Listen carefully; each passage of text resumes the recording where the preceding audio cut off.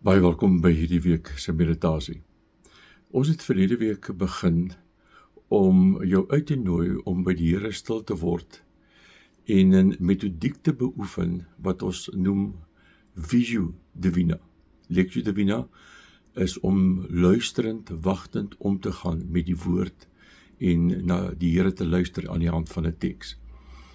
Wat ons nou besig is om in te oefen, is om aan die hand van 'n skets van 'n skildery by die Here stil te word en oop te wees vir dit wat die Here deur sy Gees vir ons wil sê in terme van hierdie skets.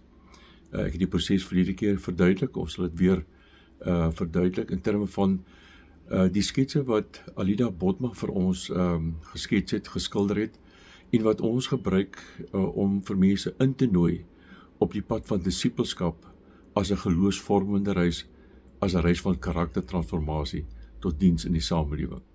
En die kernmomente van hierdie reis verduidelik ons aan die hand van hierdie sketse. So, ons gaan jou innooi om rustig tot rus te kom by die Here en oop te wees vir dit wat die Gees vir jou wil sê. Seën met hierdie Visio Divina.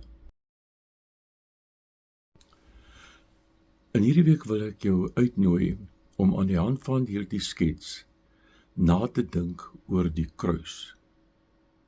Wat het daar gebeur?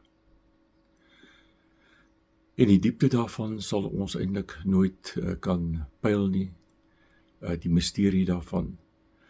Maar ek dink die hart van wat aan die kruis gebeur het, is natuurlik dat Jesus aan die kruis sterf vir ons sondes. Dis die plek van vergifnis. Dis die plek van genade, van heling. Maar ek dink ons sou dit mis as ons daar sou vashak. Die eintlike punt van die kruis is dat Jesus gekroon word as die koning van hemel en aarde. Hy regeer.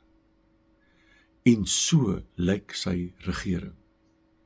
Nie met rou mag van bo af wat bo oor mense loop nie, maar 'n liefde van onderaf wat mense innooi. Ons word uitgenooi deur 'n gekruisigde, opgestaande Here om saam met hom ons aardse lewe te leef. Wat 'n uitnodiging. Dis 'n uitnodiging na die liefde.